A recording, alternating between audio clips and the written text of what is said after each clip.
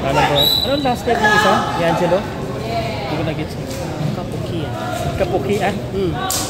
Kapukian. Okay, medyo bastos. And Kabukoy and Kapukian, Francis and Angelo ang magkalaban.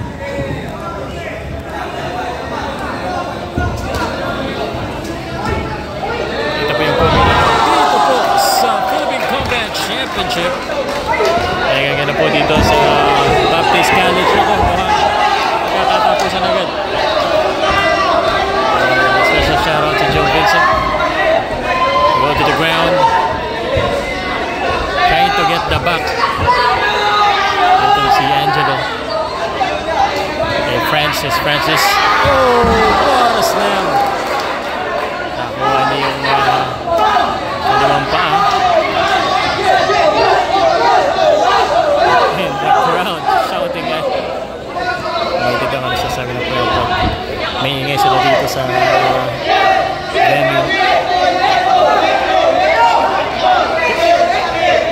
I think they're giving instructions, but you won't really understand.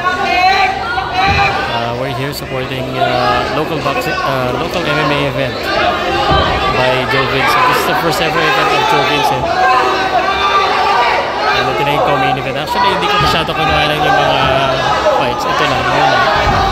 Nice roll. But he got the control of the back at delikado ito. Nakuha ito na. That's a bad position. That could be a choke. Kailangan lang niya, ibabaw siya. Pinili niya yung ibabaw.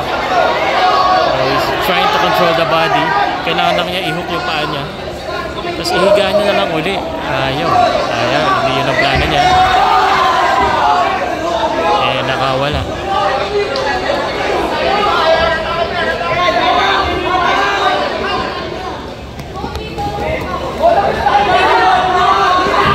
Just gonna let go of that leg. Pero ito, hindi siya makapihit. Kasi nakuha niya yung likod eh. Ito. Naku po. Jesus. Hindi makuha yung leg. Binitawan. Binitawan niya yung hold.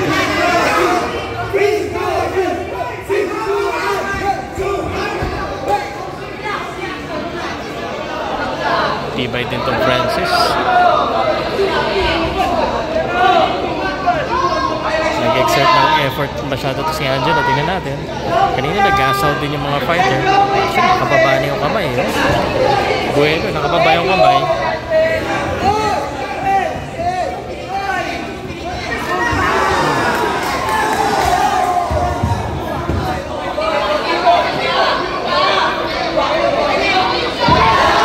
Back to the ground. Ito ang gusto ni Motofish. Siya ngayon ang nasa ibabaw. Let's see what he does here.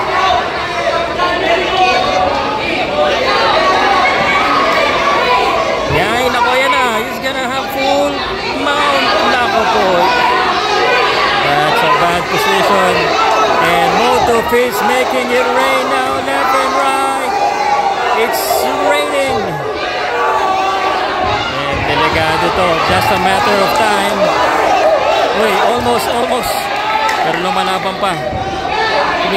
Pero delikado na yan. If it's unable to defend himself, I think this should be stopped. Mahaba pa nito. Wala na. Stop na nga.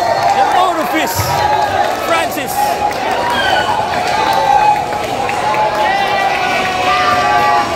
Philippine Combat Championship co-main event. Congrats. Naibabawa niya. And that's the beginning of the end. Tapos ang bakbakan.